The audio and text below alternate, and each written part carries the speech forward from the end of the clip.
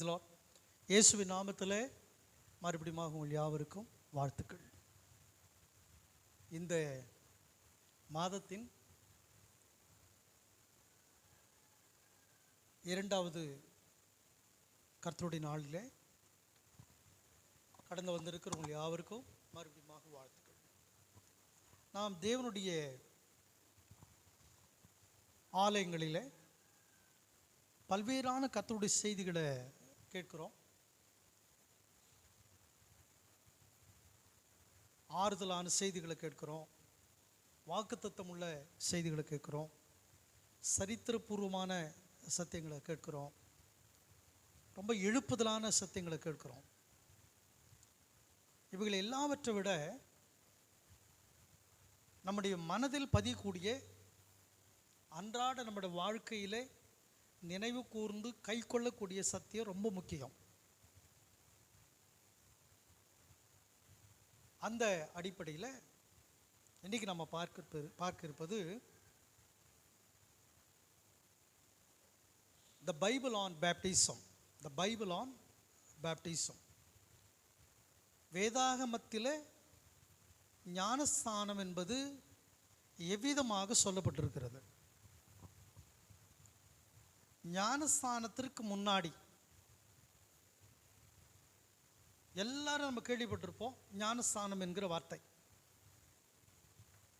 எல்லாருமே கேள்விப்பட்டிருப்போம், எல்லாரும் எடுத்திருப்போம் ஞானஸ்நானம். அப்ப ஞானஸ்நானம் என்பது வேதாகமம் சொல்லக்கூடிய ஞானஸ்நானம் எது?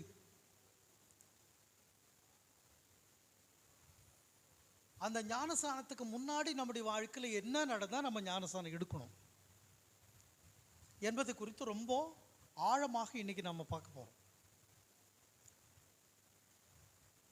What comes before baptism? ஞானஸ்நானத்துக்கு முன்னாடி ஒவ்வொரு விசுவாசிகளுக்கும் என்ன நடக்குது?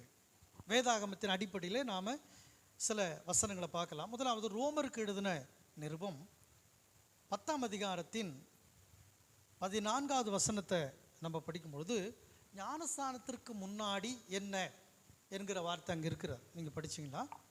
அவரை விசுவாசியாதவர்கள் எப்படி அவரை தொழுது கொள்ளுவார்கள்? அவரை குறித்து கேள்விப்படாதவர்கள் எப்படி விசுவாசிப்பார்கள்? பிரசங்கிக்கிறவன் இல்லாவிட்டால் எப்படி கேள்விப்படுவார்கள்? அதாவது பேப்டிஸ்டுக்கு முன்னாடி ஒரு மனிதன் எதை கேட்க வேண்டும் என்று சொன்னால், கர்த்தராகிய இயேசு கிறிஸ்துவினுடைய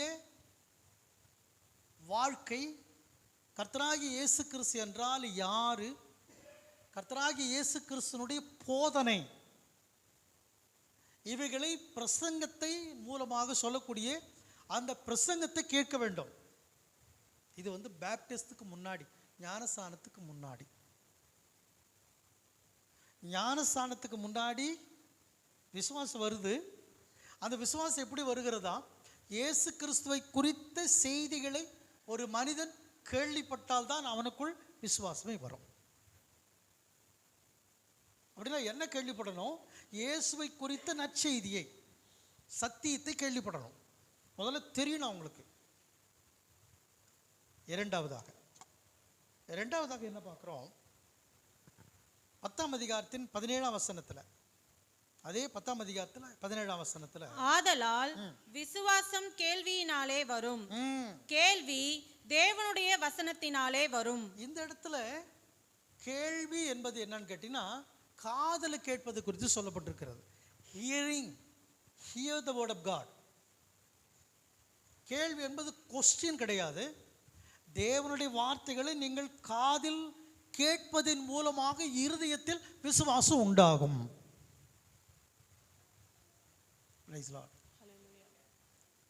தேவனுடைய வார்த்தை கேட்காதவங்களுக்குள்ள விசுவாசம் உண்டாவதற்கு எந்த விதத்திலும் வாய்ப்பு கிடையாது. தேவனுடைய வார்த்தைகளை கேட்டால் தான் அவங்களுக்குள்ள என்ன உண்டாகும்? விசுவாசம் உண்டாகும். அப்போ வார்த்தைகளை கேட்க வேண்டும், ரொம்ப முக்கியமானது. மூன்றாவதாக என்ன பார்க்கிறோம்? மூன்றாவதாக பார்க்கிறோம் 8ஆம் அதிகாரத்தின் 12வது வசனம், அப்போஸ்தலர் நடபடிகளின் புஸ்தகம் 8ஆம் அதிகாரத்தின் 12வது வசனம் அப்போஸ்தலர் நடவடிக்கைகளின் புஸ்தகம். அப்போஸ்தலர் 8:12. தேவனுடைய ராஜ்யத்துக்கும் இயேசு கிறிஸ்துவினுடைய நாமத்துக்கும் ஏற்றவைகளை குறித்து பிலிப்பு பிரசங்கித்ததை அவர்கள் விசுவாசித்த போது. பாத்தீங்களா, இங்க வசனம் என்ன சொல்லுது பாருங்க. பிலிப்பு எதை குறித்து பிரசங்கித்தார்? 12ஆம் வசனத்தை மறுபடி பாருங்க, தமிழ்ல பாருங்க. தேவனுடைய ராஜ்யத்துக்கும் இயேசு கிறிஸ்துவினுடைய நாமத்துக்கும் ஏற்றவைகளை குறித்து பிலிப்பு பிரசங்கித்ததை அவர்கள் விசுவாசித்த போது பாருங்க. when they believed Philip, who was proclaiming the good news about the kingdom of God and baptized both men and women. இப்போ பிலிப்பு என்பவர் எதை குறித்து பிரசங்கித்தாருங்க? தேவனுடைய ராஜ்யம். அப்போ ஒரு ஆளு பிரசங்கம் பண்றார், ஒரு பிரசங்கியார், அவர் போதகரா அல்ல சுவிசேஷகரா, இப்போ இருக்கிற ட்ரெண்ட் பிரகாரம் பார்த்தீங்கன்னா பிஷப்பா, ரெவரண்டா, அல்லது என்னென்னவோ டைட்டில்லாம் இருக்கு, நமக்கு தெரியல. அதெல்லாம் நீங்கள் யாராக இருந்தாலும் அவருடைய பிரசங்கம் எதை குறித்து இருக்க வேண்டும் என்று சொன்னால் தேவனுடைய ராஜ்யத்தை குறித்து பிரசங்கிக்க வேண்டும். பைபிள் அப்படிதான் இருக்கு. ஆமென் சொல்லுவோமா?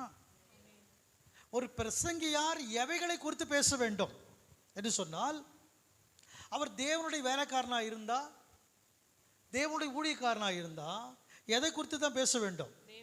தேவனுடைய ராஜ்யத்தை குறித்து பேச வேண்டும். சரி, தேவனுடைய ராஜ்யத்தை குறித்து பேசின பொழுது என்ன நடக்கிறது? என்ன படிக்கிற அந்த வார்த்தையில? புருஷரும் ஸ்திரீகளும் ஞானஸ்நானம் தேவனுடைய வார்த்தையை தேவனுடைய ராஜ்யத்தை குறித்து பிரசங்கிக்கிறாங்க. படிங்க அந்த வசனத்தை மறுபடியும் படிங்க. தேவனுடைய ராஜ்யத்துக்கும் இயேசு கிறிஸ்துவினுடைய நாமத்துக்கும், பாத்தீங்களா, தேவனுடைய ராஜ்யத்திற்கும் இயேசு கிறிஸ்துவினுடைய நாமத்திற்கும் ஏற்றவைகளை குறித்து பிலிப்பு பிரசங்கித்ததை அவர்கள் விசுவாசித்த போது. Price the Lord. எதை விசுவாசிக்க வேண்டும்? ரொம்ப முக்கியமான கேள்வி. மூன்றாவது இது என்னன்னா, எல்லாத்தையும் விசுவாசிக்கிறது இல்லை. எதை விசுவாசிக்க வேண்டும் என்று சொன்னால் தேவனுடைய ராஜ்யத்துக்குரியவைகளை யார் ஒருவர் பிரசங்கிக்கிறாரோ, இயேசு கிறிஸ்துவின் நாமத்தை யார் பிரசங்கிக்கிறாரோ அதுதான் உண்மையான தேவனுடைய செய்தி, அதான் உண்மையான சத்தியம். அதை தான் நம்ம விசுவாசிக்கணும். ரொம்ப முக்கியமானது அது. என்ன இப்போ நீங்க பார்க்குறீங்க, பல்வேறான மக்கள் மீடியாக்களில் எதை வேணாலும் சொல்லிட்டு இருக்காங்க இல்லையா? அதல்ல, தேவனுடைய ராஜ்யம் இயேசுவின் நாமத்தை குறித்து பிரசங்கித்த பொழுது அவர்கள் அதை விசுவாசித்தார்கள். பாருங்க, இப்ப என்னென்ன பார்க்கிறோம். அவங்க முதல்ல என்னத்தை தேவனுடைய வார்த்தைகளை குறித்து என்ன பண்ணாங்க? செய்தியை என்ன பண்ணாங்க? அந்த பிரீச்சிங் இருக்குதாங்க, அவருக்கு காதில் கேட்குறாங்க. அப்போ கேட்டாங்க, எதை கேட்டாங்கன்னா சப்ஜெக்ட் தேவனுடைய ராஜ்யம் இயேசுவின் நாமத்தை கேட்டு என்ன செய்தது? அவங்களுக்குள்ள என்ன வருதுங்க? அப்போ விசுவாசம் என்பது தேவனுடைய ராஜ்யத்தை குறித்தும் இயேசுவின் நாமத்தை குறித்து இல்லாமல் வரக்கூடிய விசுவாசம் சரியான விசுவாசம் இல்லை. அப்போ கிறிஸ்தவங்க பின்மாற்றமாய் போவதற்கு, கிறிஸ்தவங்க ஊழியம் செய்யாமல் போவதற்கு, கிறிஸ்தவங்க பைபிளை படிக்காமல் போவதற்கு, சாட்சியாய் வாழ முடியாமல் போவதற்கு, உபதேசத்தை பின்பற்ற முடியாமல் போவதற்கு என்னன்னு கேட்டீங்கன்னா தவறான நம்பிக்கை அல்லது தவறான விசுவாசம். அதனால் அவங்களால என்ன செய்ய முடியலன்னா கர்த்தருக்குள் நிலைத்திருக்க முடியவில்லை. ரைட்.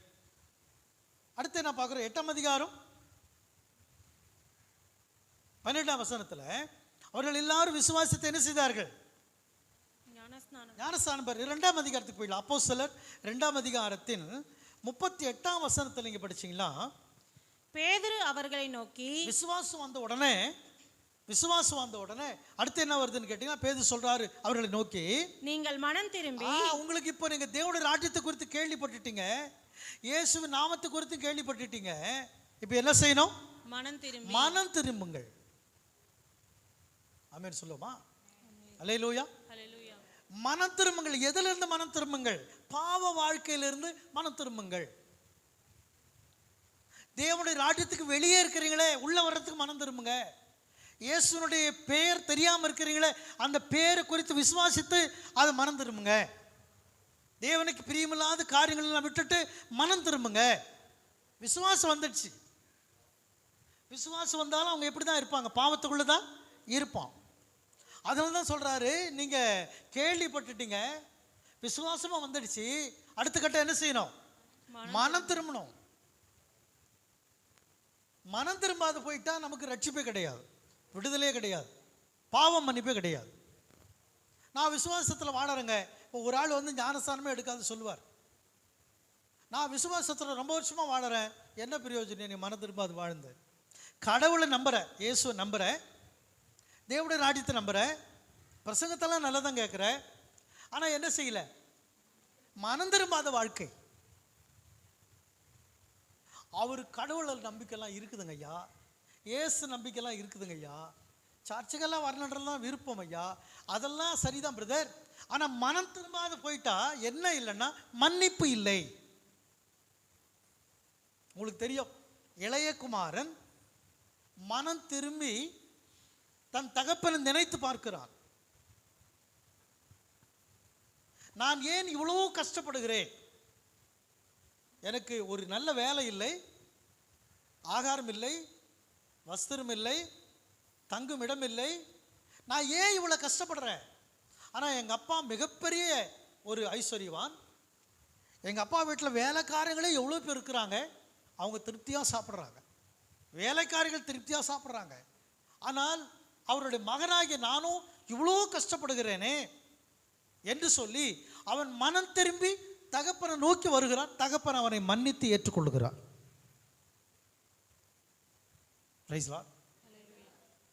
அப்ப எப்படி நமக்கு ஆசீர்வாதம் நமக்கு கிடைக்கும்? அதாவது தகப்பனுடைய நன்மைகள்லாம் நமக்கு கிடைக்கும். அதாவது அது வந்து ஆகாரமா, வஸ்திரமா, தங்குமிடமா, வேலையா, இவைகளாம் நமக்கு எப்படி கிடைக்கும் என்று சொன்னால், நம்ம மனம் திரும்பினால் நம்முடைய தகப்பனாகிய தேவன், பிதாவாகிய தேவன் நம்மளை மன்னித்து நமக்கு தேவைகள் எல்லாவற்றையும் கொடுப்பதற்கு அவர் ஆயத்தமாக இருக்கிறார். மனம் திரும்பாத பட்சத்தில் தான் பல்வேறான சூழ்நிலைகளிலே ஜனங்கள் சிக்கொண்டு இருக்கிறார்கள்.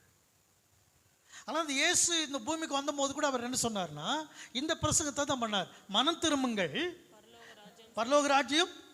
அவருடைய முதல் பிரசங்கமே அதுதான். இந்த உலகத்தில் யாருமே அந்த ஒரு செய்தியை, அந்த ஒரு பிரசங்கத்தை செஞ்சதே கிடையாது. கர்த்தராகிய இயேசு கிறிஸ்து என்கிற ஆண்டவர் தான் பிரசங்கித்தார், மனம் திரும்புங்கள், பரலோக ராஜ்யம் சமயமாக இருக்கிறது என்று சொன்னார். ஏன்னா நீ ராஜ்யம் என்பது ஆளுகை, தேவன் இருக்கிற இடம், தேவன் வைத்திருக்கக்கூடிய நன்மைகள், ஆசீர்வாதங்கள் எல்லாம் மனுஷனுக்கு ஆயத்தமாக இருக்கிறது. அவன் மனம் திரும்பி தேவனுடைய ராஜ்யத்துக்கு வந்துட்டா எல்லா ஆசீர்வாதம் அவனுக்கு தான் சொந்தம். சரி, இங்கே என்ன சொல்றார் பேதுரு?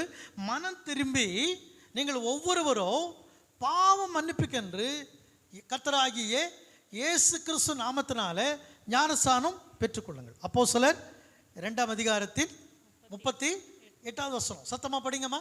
பேதுரு அவர்களை நோக்கி, நீங்கள் மனம் திரும்பி ஒவ்வொருவரும் பாவ மன்னிப்புக்கென்று இயேசு கிறிஸ்துவின் நாமத்தினாலே ஞானஸ்நானம் பெற்றுக்கொள்ளுங்கள். அப்ப ஞானஸ்நானம் பெறறதுக்கு முன்னாடி நடக்கிறது என்னன்னு பாருங்க. தேவனுடைய ராஜ்யத்தை குறித்து அவர் தெரிஞ்சுக்கிறாரு. அதுக்கப்புறம் கர்த்தருடைய வார்த்தை காதுல கேட்கிறாரு. அப்புறம் என்ன வருது அவருக்குள்ள? விசுவாசம் வருகிறது. அப்புறம் வேற என்ன பண்ணணும்? மனம் திரும்புதல். அப்புறம் என்ன செய்யறார்? அப்போஸ்தலர் 8:37 படிச்சீங்களா? அப்போஸ்தலர் 8ஆம் அதிகாரத்துல 37ஆம் வசனத்துல படிச்சீங்களா? மனம் திரும்பி அப்புறம் அதற்கு பிலிப்பு, நீர் முழு இருதயத்தோடும் விசுவாசித்தால் தடையில்லை என்றான். அப்பொழுது அவன், இயேசு கிறிஸ்துவை தேவனுடைய குமாரன் என்று விசுவாசிக்கிறேன் என்று சொல்லி, பாருங்க, என்று சொல்லி அறிக்கை செய்கிறான், கன்ஃபஸ் பண்றான், அறிக்கை செய்கிறான். ஒருத்தரை பார்த்து ஒருத்தர் சொல்லுங்க, அறிக்கை செய்யுங்கள்னு சொல்லுங்களா. பாவ அறிக்கை செய்கிறான். பாவ அறிக்கை என்பது பாதிரியார்கிட்ட செய்யல, பாஸ்டர்கிட்டையும் செய்யல, பிஷப்புக்கிட்டையும் செய்யல, சாமியார்கிட்டையும் செய்யல, பூசாரிகிட்டையும் செய்யல, கர்த்தரிடத்தில் அறிக்கை செய்கிறான். ஆமே.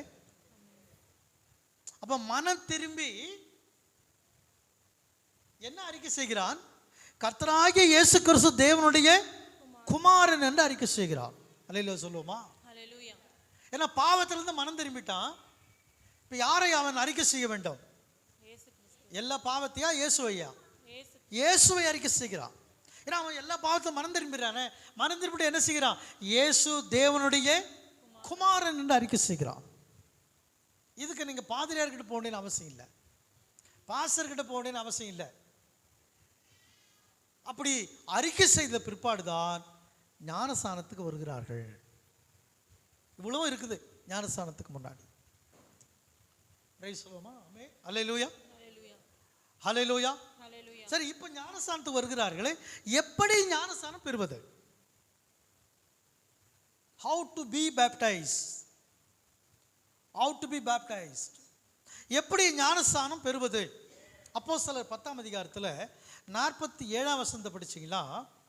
அப்பொழுது பேதுரு, நம்மை போல பரிசுத்த ஆவியை பெற்ற இவர்களும் ஞானஸ்நானம் பெறாதபடிக்கு எவனாகிலும் தண்ணீரை விலக்கலாமா என்று அப்ப ஞானஸ்நானம் என்பது எதனால் கொடுக்கப்படுகிறது? ரொம்ப முக்கியமான சத்தியத்தை நீங்க கவனிச்சிட்டு இருக்கீங்க. How to be baptized? எப்படிங்க ஞானஸ்நானம் எடுக்கிறது அப்படின்னா ஒருத்தர் சொல்றார், ஐயா நான் நெருப்புல இறங்குறையா. நெருப்புல இறங்குறாங்க, நீங்க பார்த்துருக்கிறீங்களா? மிகுந்த பக்தியோடு கூட என்ன செய்யறாங்க? நெருப்புல. அது பேப்டைஸ்மா? ஒருத்தர் எண்ணெயில இறங்கிடுறார், அது பேப்டைஸ்மா? இல்ல. ஒருத்தர் பால் நிறைய கொப்பரை நிறைய வச்சுட்டு பால் இறங்கிடுறார், அது ஞானஸ்தானமா? இல்ல. ஞானஸ்தானம் என்பது தண்ணீரில் தான் முழுகி எடுக்க வேண்டும்.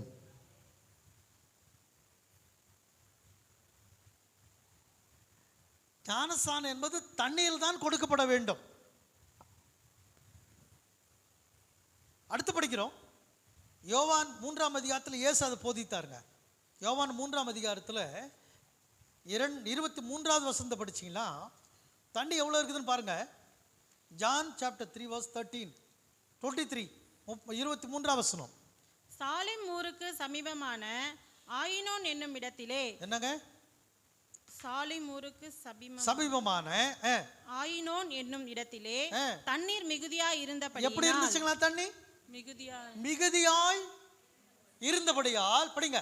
யோவானும் அங்கே ஞானஸ்நானம் கொடுத்து வந்தான். இப்போ நீங்க கவனிக்கணும். கரங்களை ஊத்தி ஒரு அல்லேலூயா சொல்லுவோமா?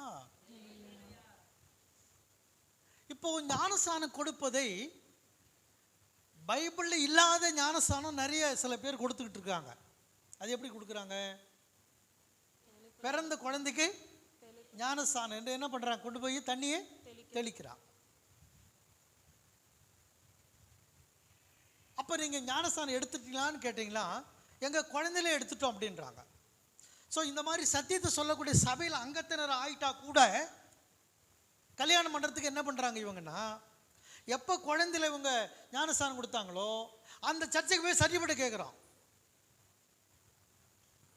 வர்றது சபைக்கு, நல்ல சத்தியத்தை சொல்லக்கூடிய சபைக்கு. ஆனால் அவன் குழந்தைக்கு சர்டிஃபிகேட் கேட்குற இடம் எங்கன்னு கேட்டிங்களா, குழந்தை ஞானஸ்நானம் கொடுத்த இடத்துக்கு சர்டிஃபிகேட்டுக்கு ஓடுறான். ஓடாத விசுவாசிகள் அங்கே இருக்கிறீங்க, உங்களுக்கு வாழ்த்துக்கள், பாராட்டுகள். ஓடுற ஆளும் இருக்கிறான், அங்கே போய் சர்டிஃபிகேட்டை வாங்கிட்டு வரான். இது கர்த்தர் பார்த்துக்கிட்டு இருப்பாரா? பார்த்துட்டு இருக்க மாட்டாரா? பயம் இருக்கா உனக்கு? நான் முழுகி ஞானஸ்தானம் எடுத்திருக்கிறேன், வேதம் அப்படி சொல்லுதே. எப்போவோ என் குழந்தைக்கு நான் ஒரு செழிச்ச ஞானஸ்தானம் கொடுத்தனே, அவங்ககிட்ட இப்போ ஒரு சர்டிஃபிகேட் கல்யாணத்துக்கும் சாவுக்கும் வாங்கிட்டு வரனேன். கடவுள் சும்மா இருப்பாரா? கர்த்தர் சும்மா இருப்பாரா என்று சிந்திக்க பயப்பட நீ தவறிட்டதுனால உனக்கு அது ஆசீர்வாதமா இருக்காது. ஆமென் சொல்லுவோமா? அல்லேலூயா. அப்போ இங்க ஞானஸ்நானம் எப்படி கொடுத்துறா? முதல்ல தண்ணீரில் கொடுக்கணும். அது கொஞ்சம் தண்ணி கிடையாது, சொம்பு தண்ணியும் விரலில் தெளிக்கிற தண்ணி கிடையாது. தண்ணீர் மிகுதியாய் இருக்கிற இடமாய் இருந்தபடினாலே அங்குதான் ஞானஸ்நானம் கொடுத்தார்கள்.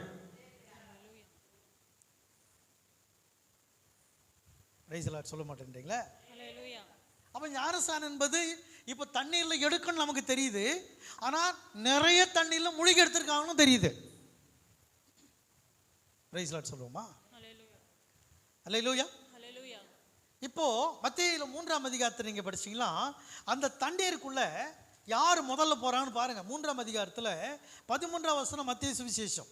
அப்பொழுது யோவானால் ஞானஸ்நானம் பெறுவதற்கு இயேசு கலிலேயா விட்டு யோர்தானுக்கு அருகே அவனிடத்தில் வந்தார். பாருங்க, இயேசு என்கிற தேவனுடைய குமாரன், இயேசு என்கிற தேவனுடைய குமாரன் யோவான் ஸ்நானத்துல எதுக்கு வராரு கேட்டீங்கன்னா, ஞானஸ்நானம் எடுப்பதற்காக வருகிறார். நல்லா கவனிச்சுங்க. கர்த்தராகிய இயேசு கிறிஸ்துவையே இந்த வேதாகமும் ஞானஸ்நானம் எடுப்பதற்கு முன்மாதிரியாக அல்லது எக்ஸாம்பிளாக அவரை நமக்கு முன்னாடி வந்து கர்த்தர் நிறுத்துகிறார். அப்ப இயேசு ஞானஸ்நானம் எடுக்க வரும் பொழுது குழந்தையா அவரு? சொல்லுங்களா, குழந்தையாவா வந்தாரு? அவங்க இயேசு கிறிஸ்துவை வளர்த்த அவருடைய தகப்பனார் ஆகிய யோசேப்பும் மரியாளும் இயேசு என்கிற குழந்தையா தூக்கிட்டு வந்தாங்க. நீங்க சொல்லுங்களா, என்னங்க பேசாம இருக்கிறீங்க? இப்ப இன்னைக்கு நிறைய பேர் குழந்தை தூக்கிட்டு எங்க போறாங்க? ஆலயத்துக்கு போறாங்க. எதுக்கு? ஞானஸ்நானம் கொடுக்கிறது. ஆனால் இங்க என்ன படிக்கிறோம்? மரியாளோ, பரிசுத்த மரியாளோ, யோசேப்போ இயேசுவை தூக்கிட்டு போல. வேதம் சொல்லுகிறது, இயேசு யோவான் ஸ்நானகன் ஞானஸ்நானம் கொடுக்கிற இடத்திற்கு அவரே வரார். ஆமென் சொல்ல மாட்டேன்றீங்களா? சரி, வந்துட்டு படிங்கம்மா, அந்த வார்த்தை படிங்க. யோவான் அவருக்கு தடை செய்து, அவருன்னு சொல்லி பாருங்க, குழந்தை அந்த அவர் நான் சொல்லியிருப்பாரு. என்னங்க பேச மாட்டேன்றீங்க? இல்ல, இப்ப இயேசு குழந்தையா இருந்தா என்ன சொல்லியிருப்பாரு யோவான்? நோ நோ பேபி, ஐயோ சொல்லும் அண்ணடா கண்ணு, தண்ணியில் இறங்கக்கூடாதுரா, அப்படி சொல்லியிருப்பார். யோவான் ஸ்நானன் என்ன சொல்ல, அவரே என்று சொன்னால் அவர் எல்லாவற்றையும் அறிந்தவர், வளர்ந்தவர், அறிவுள்ளவர். அதனால்தான் இவ்வளோ பெரிய பெரிய மனுஷன் யோவான் வந்து ரொம்ப வயசுல பெரியவர். எவ்வளோ நாள் இருக்கும்? ஒரு 6 மாதம் அவரோட பெரியவர். அவர் சொல்றார், வராதிங்க வராதிங்க. அப்போ மரியாதையாக பேசியிருக்காங்க பாருங்க அவங்க. உங்களுக்கு ஞானஸ்நானம் நான் கொடுக்க மாட்டேன். அப்போ 2 பேர் வாலிபர்கள் தான் இருந்திருப்பாங்க. 30 வயசு இருந்திருக்கும் இல்லையா ஞானஸ்நானம் எடுக்கும் பொழுது. அப்போ இந்த 30 வயசுல இயேசு கிறிஸ்து வராரு, யோவான் ஸ்நானனுக்கு சொல்றார். படிங்கம்மா, வார்த்தை படிக்கிறோம். நான் உம்மாலே ஞானஸ்நானம் பெற வேண்டியதா இருக்க, நீங்க தான் எனக்கு ஞானஸ்நானம் கொடுக்கணும்.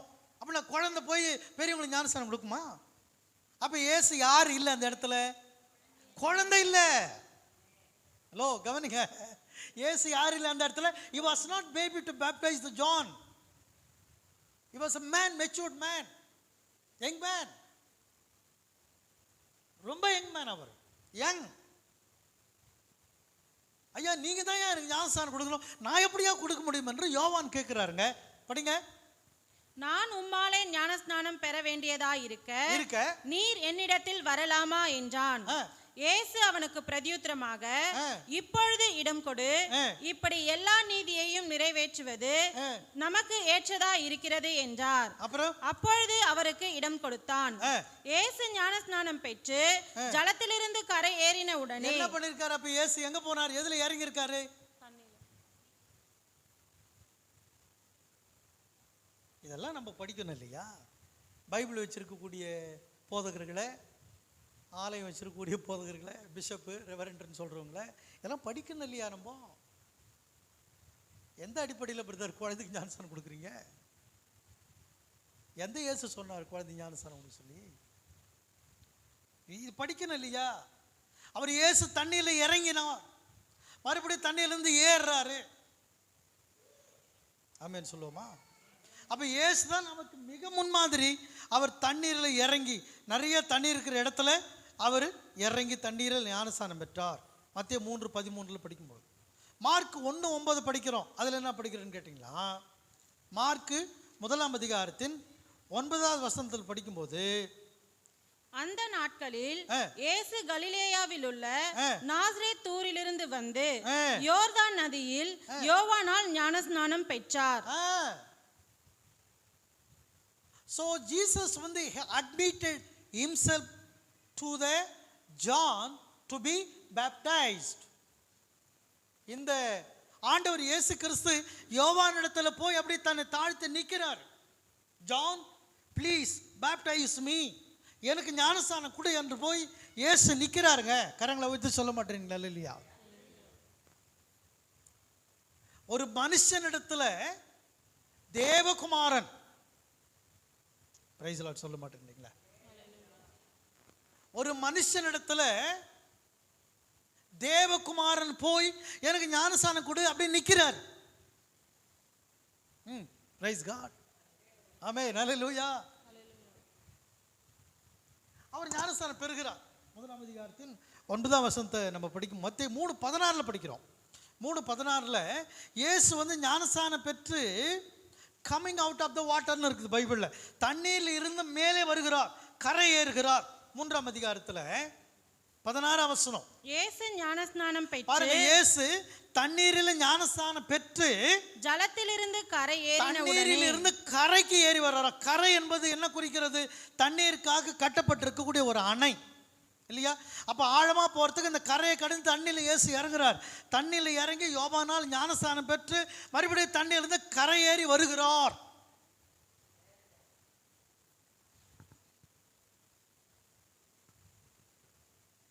ஆமென் சொல்ல மாட்டேன்றீங்களா? என்ன தூக்கத்தில் தான் இல்லை சொல்றீங்களா, இல்லை நிஜமாவே இல்லை சொல்றீங்களா? எனக்கு தெரியலமா, அதனால தான் கேட்குறேன்.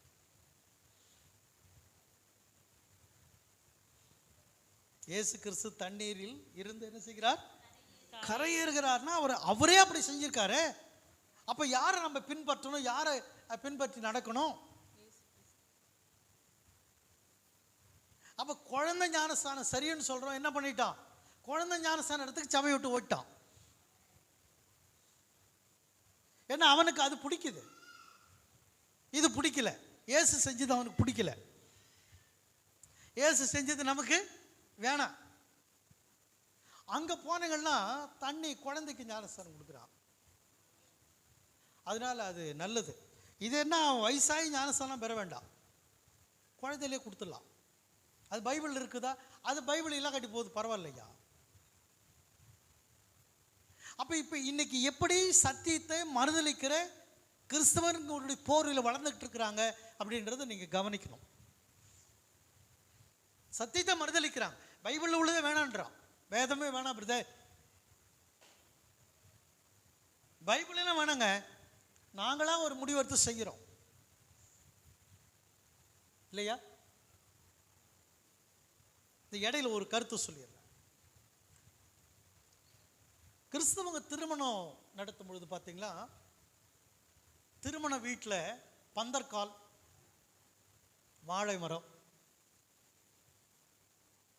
தோரணங்கள், லைட்டு, மாமன் மச்சான், தோழிகள் தோழர்கள், இனிப்பு வகைகள், அருமையான உணவு வகைகள், பலகாரங்கள், புது துணிகள், புத்தாடைகள், வாசலை சுத்தம் செய்து தாண்டி தெளித்து கோலம் போட்டு அழகாக இருக்கும். இன்றைக்கும் நம்ம கிறிஸ்தவர்கள் அதை செய்கிறோம். தட்டுக்களில் பழங்கள், பல்வேறான சீர்வரிசைகள் எல்லாம் இதை கிறிஸ்தவங்க செய்கிறோம். பாஸ்டர் காணிக்கை கொடுக்கும்போது கூட பழங்களை வைத்து அதில் பல ஆயிரம் ரூபாயை காணிக்கை வைத்து கொண்டு வந்து கொடுக்குறோம். இது பைபிள் இருக்குதா? இப்படி எங்கேயாவது ஒரு திருமணம் நடந்திருக்குதா அப்படின்னா நடந்திருக்கு, ஆனால் பைபிளில் இல்லை. பைபிளில் இல்லை. சங்க இலக்கியங்களில் அறநானூறு புறநானூறில் தான் அது இருக்கு. கவனிச்சுங்க, சங்க இலக்கியங்கள் கிமு 500ஆம் ஆண்டு எழுதப்பட்ட சங்க இலக்கியங்களில் அறநானூறு புறநானூறில் தான் இந்த தட்டு வைக்கிறது, பழம் வைக்கிறது, பந்தக்கால் நடுறது, மாம மச்சான், சகலம், சாவுக்கு மோன் அடிக்கிறது, இதெல்லாம் அறநானூறு புறநானூர்ல இருக்குது, பைபிள் இல்லை. அப்ப அறநானூறு புறநானூர்ல உள்ளதை கொண்டாடக்கூடிய கிறிஸ்தவன் எங்க பைபிள்ல இருக்குதுன்னு சொல்லிட்டு இருக்கிறான். பொய் தானே இது? என்னுடைய மொபைல் இருக்குது, அறநானூறு புறநானூறு இதெல்லாம் இருக்கிறது. வேணும்னா நீங்க கேட்டு வாங்கிக்கங்க. ஒரு அல்லேலூயா சொல்லுமா?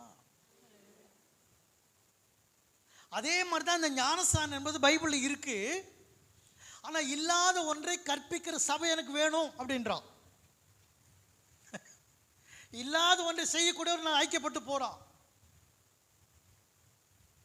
இங்க ஒரு ஞானஸ்தானம், அங்க ஒரு ஞானஸ்தானம். பாஸ்டர் பர்னபாஸ் ஞானஸ்தானம் அது சரியில்லை, இன்னொரு ஞானஸ்தானம் எடுத்துக்கோ. எங்க சர்ச்சைக்கு நீ வரது தான் அங்க ஒரு ஞானஸ்தானம். இப்போ ஒருத்தன் இந்த ஊர்ல இருந்து வேற ஊர் போயிட்டான். எங்க பிரதர் ஞானஸ்தானம் எடுத்த அங்க எடுத்த அது சரியில்லை பிரதர், இன்னொரு ஞானஸ்தானம். அந்த ஊர்ல இருந்து ஞானஸ்தானம் இன்னொரு ஊருக்கு போறான். எங்க பிரதர் ஞானஸ்தானம் எடுத்தீங்க, இங்க அது சரியில்லை, அங்க ஒரு ஞானஸ்தானம். இப்படி அவன் சாவர வரைக்கும் ஞானஸ்தானம் தான் எடுத்துட்டு இருக்கணுமா? ஸோ என்ன நடக்குதுன்னா, மக்கள் வேதாகமத்தை சரியான விதத்தில் படித்து புரிந்து கொள்ளாத மக்களால் பல்வேறான குழப்பங்களோ பிரிவினைகளும் உண்டாகி ஒருவருக்கொருவர் விரோதங்களும் பகைகளும் கொழுந்து விட்டு எரிந்து கொண்டிருக்கிறது நம்முடைய தேசத்தில். ஒருத்தர் பார்த்தா ஒருத்தர் என்ன செய்யல, பிடிக்கல.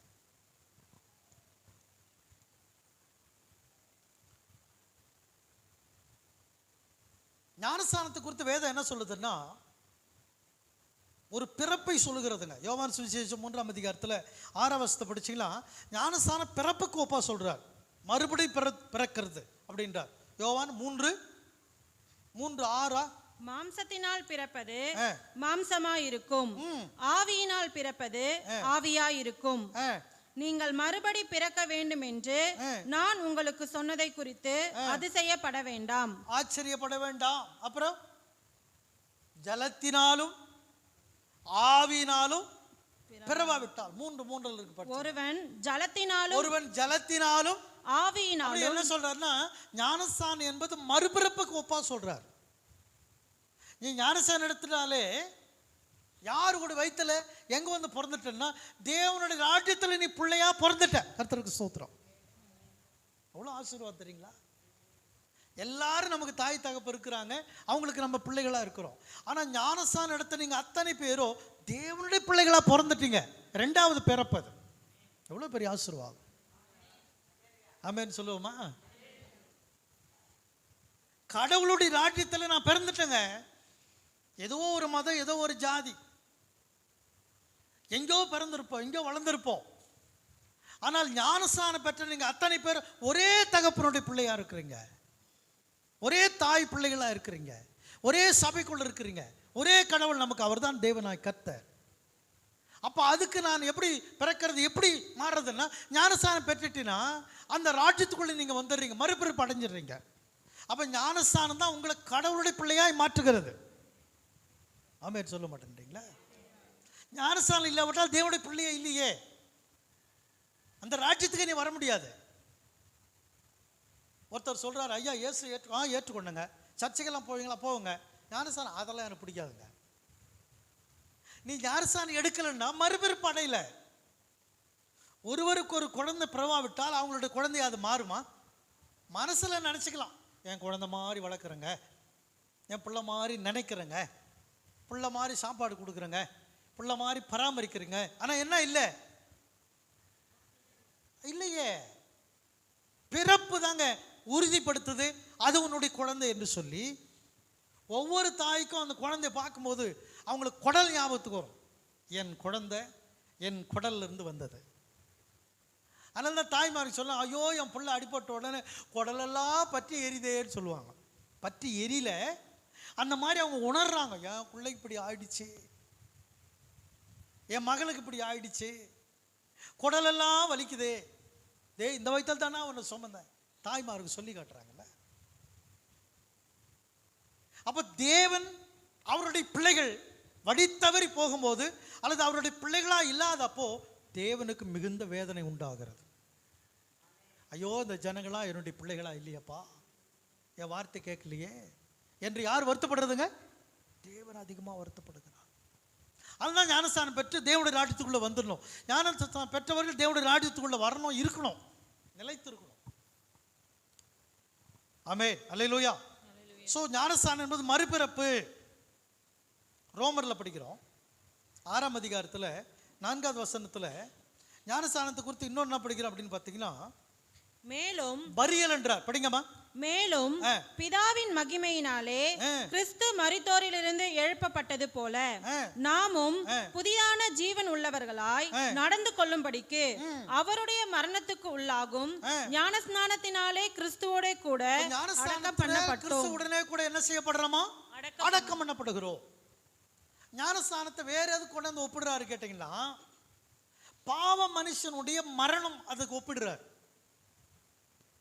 உண்மையா ஒரு மனுஷன் சாகிறத பற்றி சொல்லலைங்க. நம்ம 150 வயசுல செத்து போவோம், அது பிரச்சனை இல்லை. ஆனா நமக்குள்ளே கடவுள் பிள்ளையாய் மாறாதபடி, தேவனுடைய பிள்ளையாய் வாழாதபடி, தேவனுடைய குணங்களை வெளிப்படுத்தாதபடி வாழக்கூடிய ஒரு வாழ்க்கை இருக்குது பார்த்தீங்களா? அதுதான் பாவ மனுஷன். அந்த மனுஷனை கொண்டு வந்து ஞானஸ்தானத்தில் அடக்கம் பண்ணணும் சொல்றார். பிரைஸ் லார்ட், அல்லேலூயா சொல்லுவோமா? பாவ மனுஷன் என்ன பண்ணணும்? அடக்கம் பண்றதுக்கு எதை ஒப்பிடுறாருன்னா, மண்ணை ஒப்பிடல, எண்ணெயை ஒப்பிடல, தயிரையோ மோரையோ பாலையோ ஒப்பிடல. தண்ணீரில் நீ ஞானஸ்தானம் பெறும் பொழுது பாவ மனிதன் அடக்கம் செய்யப்படுகிறான். பாவ வாழ்க்கை, பாவ பழக்க வழக்கங்கள், பாரம்பரியங்கள், பொய், ஏமாற்று வேலை, பித்தலாட்டம், சகல விதமான புறங்கூறுதல், இதெல்லாம் அழிக்கப்பட்டு தண்ணீரில் கொண்டு போய் முழுகும் போது உன்னை கம்ப்ளீட்டாக அடக்கம் பண்ணிட்டு மேலே வரும்பொழுது புதிதாய் பிறந்த ஒரு குழந்தையை போல நீ மாறுகிறாய். அதுதான் ஞானஸ்தானம். ஆமென் சொல்லுவோமா? அல்லேலூயா, அல்லேலூயா. இன்னொரு வசனத்தை கூட படிச்சிருங்க. அதிலே பாருங்க, கொலோசியர் 2ஆம் அதிகாரத்தில் 12வது வசனம் பாருங்க. கொலோசியர் 2ஆம் அதிகாரத்தில் 12ஆம் வசனத்தில், நீ புதிதாக எழுந்திருப்பதை குறித்து ஞானஸ்தானத்திலிருந்து வெளியே வரக்கூடிய ஆளுக்கு இன்னொரு பேர் வைக்கிறார் தேவன். அது என்னன்னா, நீ உயிர் தெழுறன்னு சொல்றார். படிங்க 2ஆம் அதிகாரத்தின் 12ஆம் வசனம். ஞானஸ்தானத்தினாலே அவரோடு கூட அடக்கம் பண்ணப்பட்டவர்களாகவும். நம்ம எல்லாம் அடக்கம் பண்ணப்பட்டோம். அப்புறம் அதிலே அவரை மரித்தோரிலிருந்து எழுப்பின தேவனுடைய செயலின் மேலுள்ள விசுவாசத்தினாலே அவரோடு கூட எழுந்தவர்களாயும் இருக்கிறோம். இயேசு கிறிஸ்துவோடு கூட உயிரோடு எழுந்தது போல இருக்கிறோமா? பிரைஸ் லார்ட் சொல்லுவோமா? அப்ப ஞானஸ்தானத்திலிருந்து நீங்க வெளியே வரும்பொழுது உயிர்ப்பிக்கப்படுகிறீர்கள். கரங்களை வச்சு சொல்லுங்க, நான் உயிர்ப்பிக்கப்பட்டவன். சோர்ந்து போயிருக்காதீங்க. ஞாபகமே இல்லாத போயிடுச்சு சில பேர் ஞானஸ்தானம் எடுத்ததே. எப்பவோ எடுத்தங்க ஐயா, ஞாபகமே இல்லை. இப்பதான் ஞாபகம் வருது. ஆமா, நான் உயிர்ப்பிக்கப்பட்டு இருக்கிறேன். ஞானஸ்தானம் எடுத்த அத்தனை பேர் என்ன செய்யப்படுறீங்க? உயிர்ப்பிக்கப்படுறீங்க. உயிரோடு இருக்கிறோம். எப்படி இயேசு வந்து அந்த மண்ணில் அடக்கம் செய்யப்பட்டு அந்த கல்லறையில் கொண்டு போய் வச்சு உயிரோடு வந்தார், அதை மாதிரி ஞானஸ்தானத்தில் கொண்டு போய் நம்மளை அடக்கம் பண்ணி மறுபடியும் தண்டையிலிருந்து மேலே வந்த உடனே நம்ம எப்படி இருக்கிறோம்? உயிர் தெழுந்திருக்கிறோம். பிரைஸ் லார்ட், அல்லேலூயா. சொல்ல மாட்டேன்றீங்களா? ஆமென், அல்லேலூயா, அல்லேலூயா. அப்போ நான் இயேசுவோடு கூட வாழ்கிறவள், இயேசுவோடு நடக்கிறவள், இயேசுவோடு பேசுகிறவள், இயேசுவோடு கூட போதனைகளை கேட்கிறவள், நான் உயிரோடு இருக்கிறேன். அப்போ என்னை உயிர்ப்பித்தது எதுன்னு கேட்டிங்கன்னா, இயேசுவின் மேலுள்ள விசுவாசமும் நம்பிக்கையும் ஞானஸ்தானத்தின் மூலம் என்னை உயிரோடு வைத்திருக்கிறது. அப்போ அந்த உயிர் எப்படிப்பட்டதுன்னா, தேவன் நமக்கு தந்திருக்கக்கூடிய பலன், அந்த பலத்தால் நம்ம உயிரோடு இருக்கிறோம். ஆவிக்குரிய பலன். ஆமென் சொல்லுவோமா? அல்லேலூயா சொல்லுவோமா? அல்லேலூயா சொல்ல மாட்டேன்றீங்களாமா? அல்லேலூயா. ஸோ 2ஆம் அதிகாரத்தின் 38ஆம் வசனத்தில் என்ன நடக்குது அப்படின்னு பார்த்தீங்கன்னா, அப்போஸ்தலர் 2:38 நம்ம படிக்கும்போது ரிசல்ட்டு என்ன ரிசல்ட்டு நீங்கள் பார்த்தீங்கன்னா, சின்ஸ் ரெமிட்டட். படிமா. பேதுரு அவர்களை நோக்கி, நீங்கள் மனம் திரும்பி ஒவ்வொருவரும் பாவ மன்னிப்புக்கென்று sin of அல்லது sin remitted or remission, அதாவது பாவம் மன்னிக்கப்பட்டு தேவனால் நாம் அவருடைய பிள்ளைகளாய் அங்கீகரிக்கப்படுகிறோம். எங்க? ஞானஸ்தானத்தில். ஆமென் சொல்ல மாட்டேங்கிறீங்களா? ஞானஸ்தானத்தில் பாவம் என்ன செய்யப்படுகிறது? மன்னிக்கப்பட்டு நாம் யாராக அங்கீகரிக்கப்படுறோம்? நாங்க யாருங்க? தேவனுடைய பிள்ளைகள் என்று அங்கீகரிக்கப்படுகிறோம். எவ்வளவு பெரிய சத்தியம் பாருங்க. அப்ப என்ன அங்கீகாரம் கொடுத்திருக்கார் நமக்கு தேவன்? நீங்க எல்லாம் யாருடைய பிள்ளைங்க? என்னுடைய பிள்ளைகள். போய் வீட்டில் போய் சொல்லுங்க, ஞானஸ்தானம் எடுத்து சபைக்கு வராதவங்களுக்கெல்லாம் இந்த சத்தியத்தை சொல்லுங்க. பிரதர், நீ தேவனுடைய பிள்ளை, நீ ஏன் இப்படி வாழற? தேவனோட ஞானஸ்தானத்தில் உயிர்ப்பிச்சிருக்கார். ஞானஸ்தானத்தில் நீ எழுந்திருக்கிற, மறுபிறப்பு அடைஞ்சிருக்கிற, உன் பாவம் மன்னிக்கப்பட்டிருக்கிறது. ஏன் தனித்து வாழற? கர்த்தரை தேடி வா. ஆமென். அப்ப தேவன் நமக்கு கொடுத்திருக்கிற மிகப்பெரிய அங்கீகாரத்தை நம்ம இழக்கலாமா? எப்போ இழந்தது தெரியுமா? எப்போ நம்ம சபை கூடி வருவது விட்டு விடுகிறோமோ, எப்போ கர்த்தருடைய பந்தியை விட்டு விடுகிறோமோ, அப்போ நம்ம அந்த அங்கீகாரத்தை இழந்துடுறோம். அவருடைய பிள்ளை என்கிற அங்கீகாரம் போயிடுது. அதனால தான் சபை கூடி வர வேண்டும். அதனால தான் கர்த்தருடைய பந்தியை நாம் சேர வேண்டும். ஆக ஞானஸ்தானத்தில் நடக்கக்கூடிய தேவன் செய்யக்கூடிய இவ்வளோ நன்மைகளை நாம் நினைத்து தேவனுக்கு நன்றி செலுத்த வேண்டும். ரொம்ப நாளைக்கு முன்னாடி ஞானஸ்தானம் எடுத்திருந்தாலும், வேறு யாராக ஞானஸ்தானம் எடுக்கலனாலும் என்னை தொடர்பு கொள்ளுங்க. கர்த்தர் உங்களை அதிகமாக ஆசீர்வதிப்பார். நம்ம எழுந்து நின்று ஜெபிப்போம். எல்லாரும் எழுந்து நிற்போம். Praise the lord. அல்லேலூயா. நன்றி.